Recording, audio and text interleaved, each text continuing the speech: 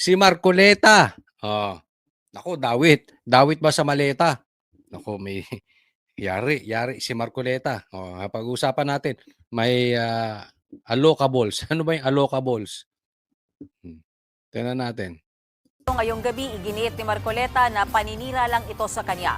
Dagdag pa ni Marcoleta, hindi raw dapat maging entablado ang Senado para sa mga anyay intrigero na alam naman daw kung ano ang totoong motibo. Bukod dyan, muli ring binira ni Marcoleta ang partial committee report sa flood control scandal ng Blue Ribbon Committee kung saan chairman si Lacson.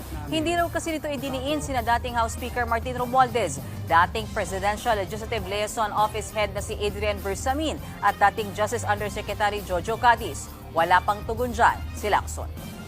Ay nasaan po yung progress? Baka naman ang tunay na problema ay hindi ang kakulangan ng pirma, kundi ang kakulangan sa political will. He also said that he wants a healthy discussion, yet won't accept any interpellations. Takot eh. Oh, open daw siya sa discussion pero ayaw niyang natatanong sa madaling salita. Alam niya babaliktad siya sa'yo.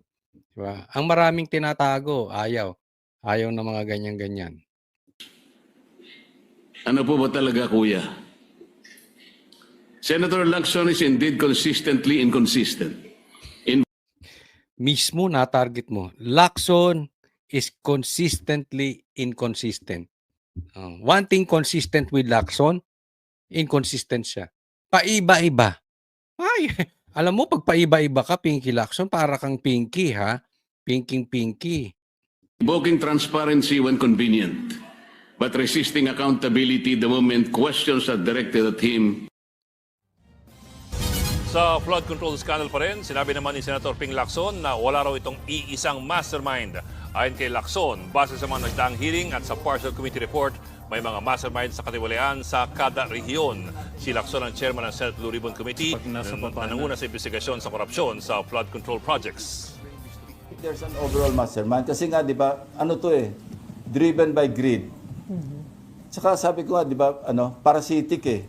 Para bang walang tigil na ng but merong organized na grupo, pero within a certain agency, within a certain district engineering office. Yan. Alam mo kung ba't sinasabi nitong si Lacson na walang mastermind? Kasi ang sinasabi niya, ay tulad niyan, within the certain district office. Ibig sabihin, halimbawa sa DPWH o posible sa lugar na ganito, sa ganitong lugar, sa ganitong lugar, sa ganitong lugar, sa ganitong opisina, andyan yung mga sindikato na nangungulimbat. Pero walang mastermind. In short, nililigtas niya lang si Bongbong Marcos. Kaya sinasabi niya na walang mastermind. Palusot lang yun. Kasi pagka may mastermind, imposible kasing makagalaw. Diba? Imposibleng si Saldico makagalaw nang walang go signal ni Martin Romualdez. And definitely, si Martin Romualdez hindi makakagalaw considering na yung anak niya ay nasa Congress. Hindi makakagalaw itong si Martin Romualdez nang wala si Bongbong Marcos dahil si Sandro, yung anak niya nasa Congress. In short, walang lusot si Bongbong Marcos. Posible, hindi niya alam, inutil siya. Or, guilty siya. Pero kung ako tatanungin, guilty siya, hindi siya inutil. Ewan ko, kayo, tanungin ko, tama ba ako o tama-tama? Diba? Ano sa tingin ninyo? Walang alam si Bongbong Marcos, mahinang presidente lang, inutil lang? O siya talaga ang mastermind? Dagdag pa ng senador, maging ang bugante at dating kongresistang si Zaldico ay hindi pa rin matuturing na mastermind. Sa ngayon, hindi pa rin napapauwi ng Pilipinas si Ko na sinasabing nag-apply na ng political asylum sa France. Fully organized, parang mafia, na lahat na sa'yo susunod. I don't think so kasi merong mga hindi niya rin kayang, probably hindi ko sigurado, based on evidence, meron din talagang particular congressman, not necessarily Saldico, congressman contractor, na nagmamanipulate siya within his sphere or area of influence. Sasabi niya kasi hindi mastermind si Saldico. Hindi po talaga si Saldico. Ako sa tingin ko hindi. Ang mastermind diyan yung magpinsan. Ito, bigyan natin itong issue na ito Si Senator Rodante Marcoleta matapos siyang idawit ni Senator Ping Lacson sa umano'y bilyon-bilyong pisong allocable sa flood control scandal. Sa kanyang privilege speech sa plenaryo ngayong gabi, iginiit ni Marcoleta na paninira lang ito sa kanya. Yung usapin na patungkol dito sa may allocables naman si billion, 500 million ata, 500 billion. I'm not sure do sa numero. Pero itinuturo etong si Marcoleta. Ngayon, parang uubusin ni Lacson ang mga senador, 'di ba? Sinong nasa listahan ni Lacson? Doon sa partial report, si Chis Escudero, si Jinggoy, si Joey Villanueva. Ngayon itinuturo naman niya si Marcoleta. Isipin mo, tinuro mo ng lahat. Kulang na lang ubusin mo ang mga senador. Pero yung mga congressman hindi mo maituro. Ni hindi mo nga maipatawag. Ni hindi mo nga mabanggit. Nakasabwat. Etong si Romualdez.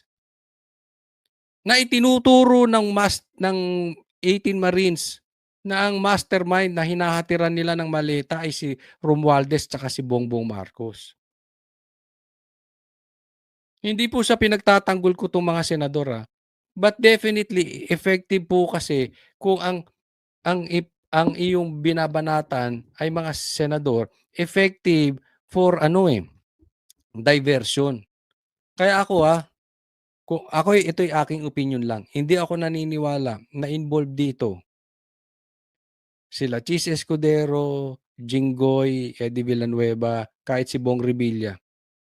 Si Marcoleta rin hindi. Ito ay personal kong opinion Kung merong mang silang pagkukulang, siguro naregaluhan sila. Pero I don't think na talagang sila ay tumatanggap ng mali-maleta on a consistent basis. Baka nakasama lang sa kanilang kampanya. Yan, posible yan. Posibleng nag-contribute. That I don't know, okay? Pero ang punto rito, bakit ko nasasabi yan? Dahil kitang-kita naman sa nangyayari sa Pilipinas. Sino po ang nakakulong?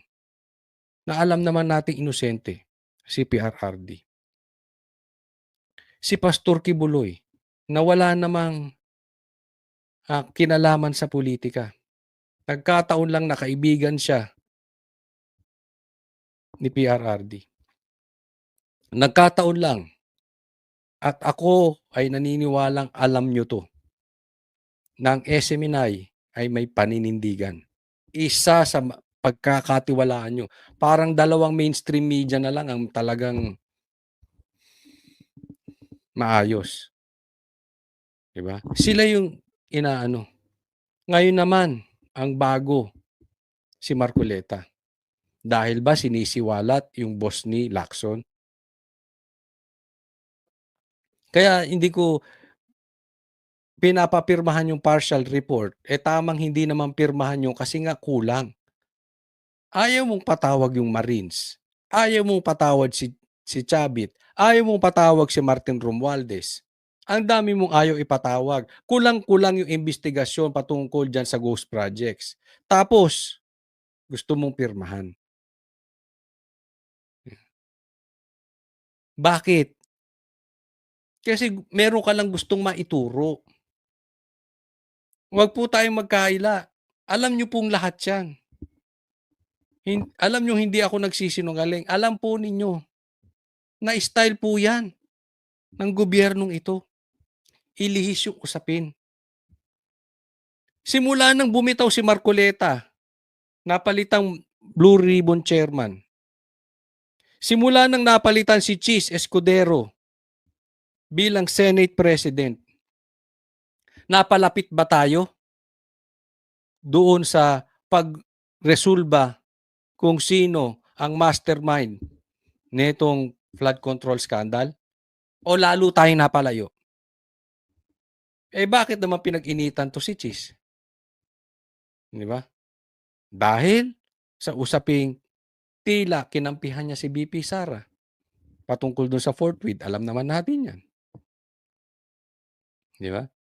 Bakit binabanatan yung iba? Hmm. Sila Jinggoy. Kasi alam natin, boboto yan. Laban sa conviction sa impeachment.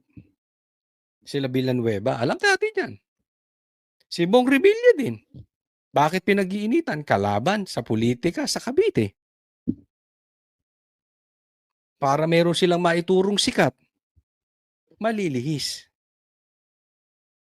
Lahat ng nangyayaring ito, pansin nyo, palayo tayo kay Romualdez saka kay Bongbong Marcos. Yang ginagawa ni Lacson at ni Tito Soto, palapit ba tayo sa mga mastermind o palayo? Kayo na humusga. Kasi lahat ng sinasabi ko rito palpak. Lahat ng sinasabi ko mali. Kung naririsolba sa totoong buhay, itong ghost projects.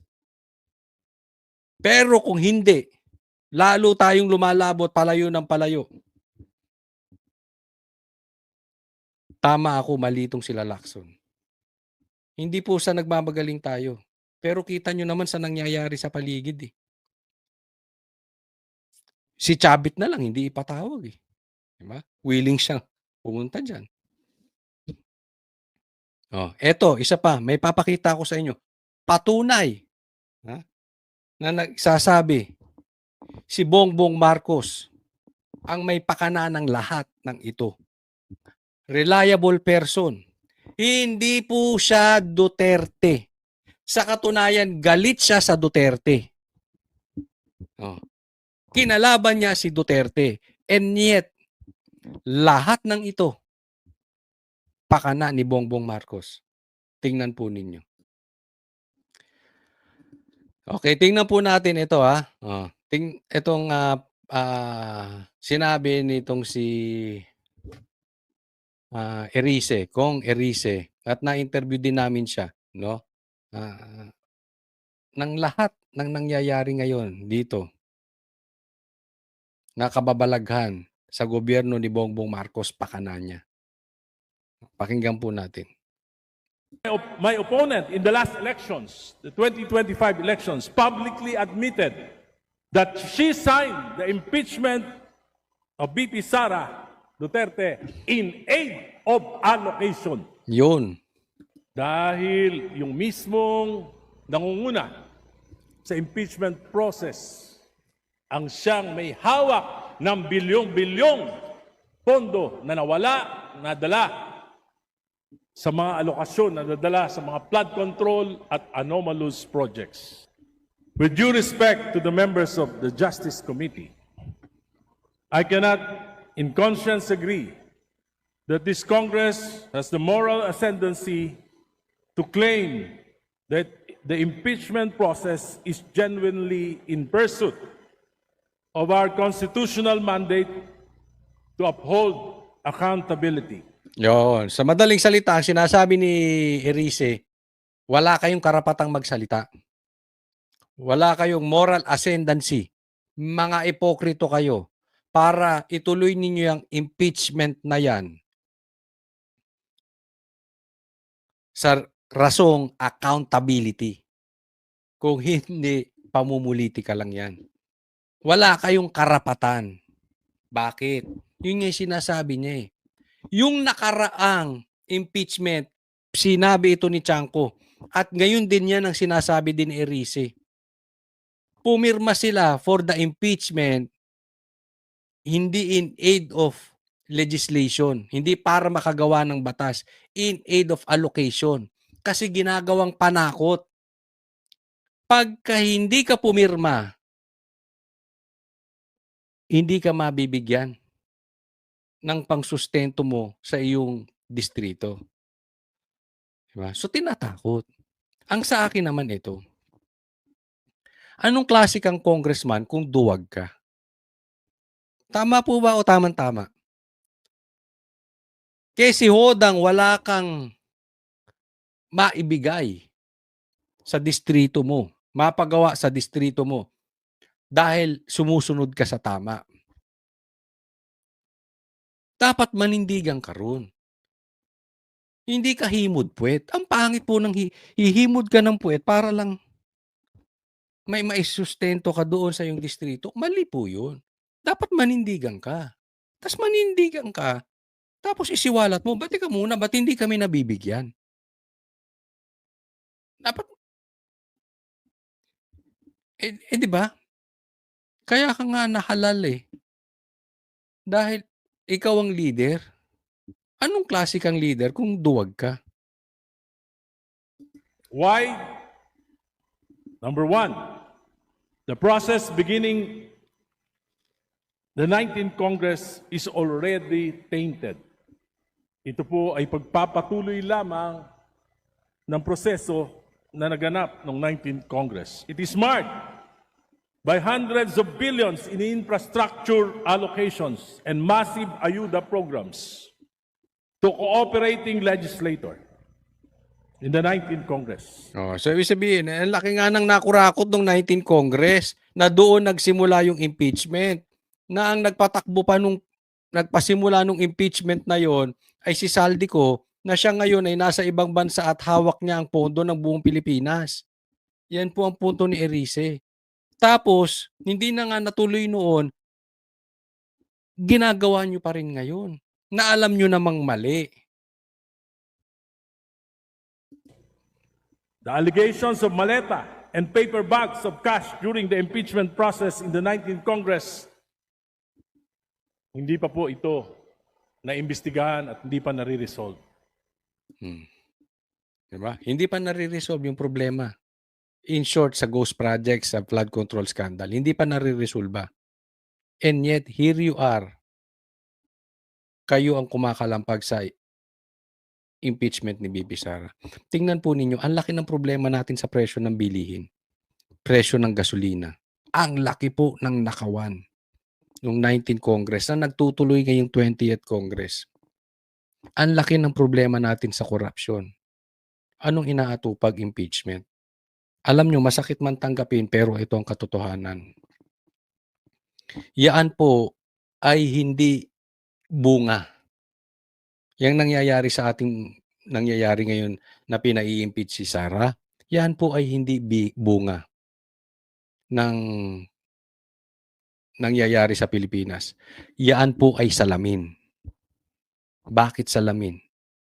Diyan makikita natin na ang layo na po talaga natin sa Panginoon.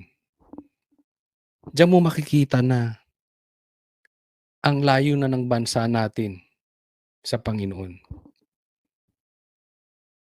Diyan natin makikita na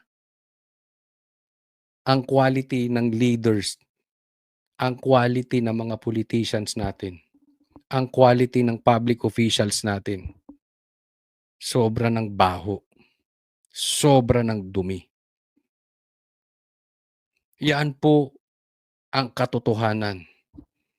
At alam kong alam nyo yung sinasabi ko ay totoo. Kaya ikaw ay pula, kaya ikaw ay berde, kaya ikaw ay dilaw, kaya ikaw ay pink. Alam nyo, grabe na po ang kalagayan natin. And yet, ang inaatupag impeachment.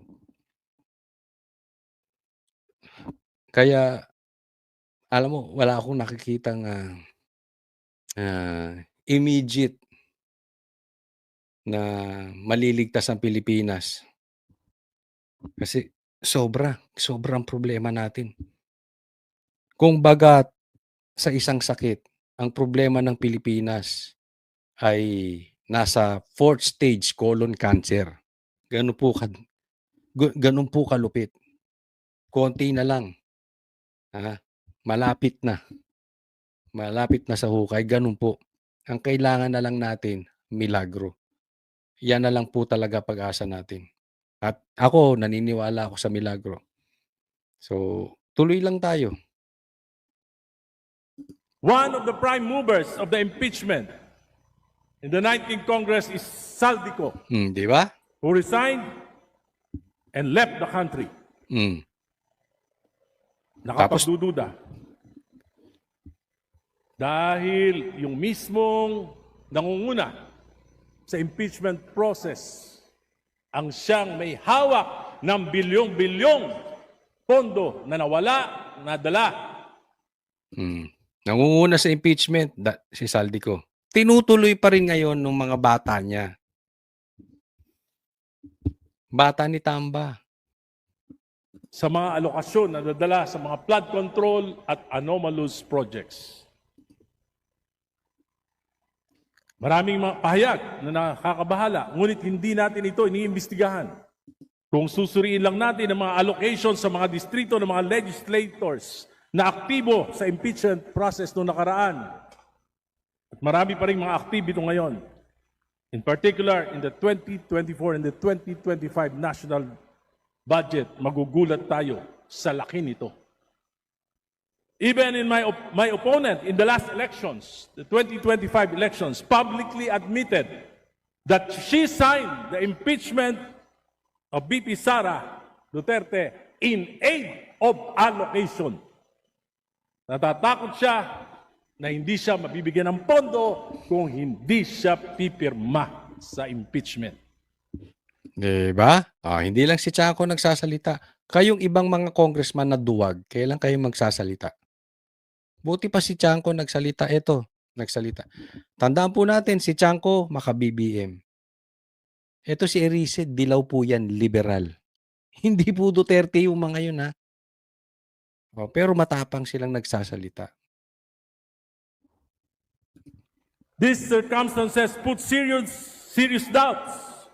Is this accountability or is this about political leverage?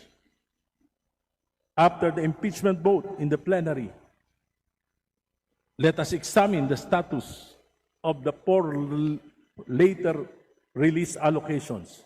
Yan ang nakakatakot dyan, yung FLR, for later release. Hindi ko i-release, pirma muna sa madaling salita.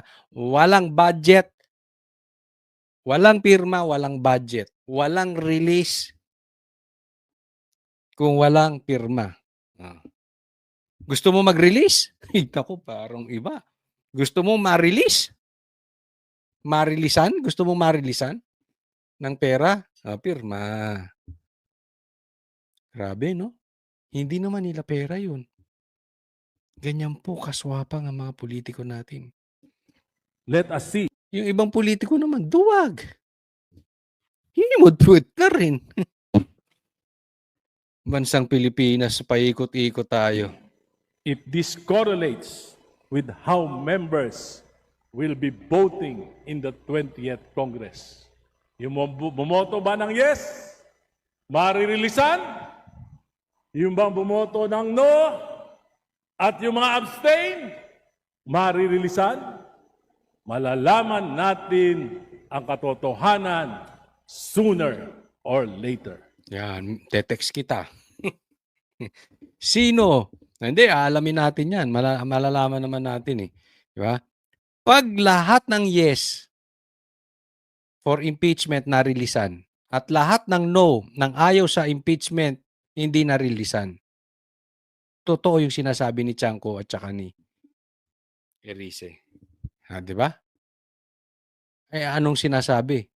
Ang nananakot dyan ngayon, si Sandro. Diba kaduduwag ninyo? Kaduduwag ninyong mga tao. Kung hindi kayo manindigan sa tama dahil lang hindi kayo mabudgetan. And at the same time, kung ginagawa yan ni Sandro at totoo nga yan, or kung sino man ang may hawak ng pondo na yan at hindi kayo mahiya kayo sa balat ninyo mga animal, hindi ninyo pera yan. Magpakalalaki kayo, lumabang kayo ng pata sa election kay Sara. Huwag kayong bakla. Ipapa-impeach nyo dahil takot kayo mawala sa pwesto at hindi mapaupo yung mga gusto ninyo at mga kakampi ninyo. Huwag kayong duwag. Lumabang kayo ng patas. Eh, sinasabi, hindi. Ito po hindi usaping politikal. Ito po ay talagang kailangan may panagutan si Sara. O di demanda ninyo. Andiyan dyan ang ombudsman, no? Bakit hindi nyo pa ano sa ombudsman? And at the same time, malalaman nga natin. Ito yung sinasabi ni Erice. Oh. Kung totoo na ito ay politika lang tong impeachment, which ay 100% positive na totoo itong sinasabi ni Chanco, political. Malalaman natin, pagka nag-yes, nabigyan ng budget, pag nag-no, wala. Ang impeachment na ito ay maliwanag na disenyo ng Marcos administration. Hindi para malaman ang buong katotohanan at para panagutin, kundi upang pabagsakin ang kalaban sa politika at upang makalusot sa pinakamalaking nakawan sa kasaysayan ng bansa. Yon. So, ang lahat ng yan ay pakana at pamumuno ni Bongbong Marcos. Hindi para habulin kung sino man ang nagkasala sa kaban ng bayan. Kung hindi para kalabanin or eliminate, matanggal ang kalaban sa politika. At ito, para makalusot sa pinamalaking nakawan sa kaysaysayan ng bansa. In short, sinasabi ni Erice, read between the lines. Ginagawa ito ni Bongbong Marcos kasi isa siya or mastermind siya sa pagnanakaw.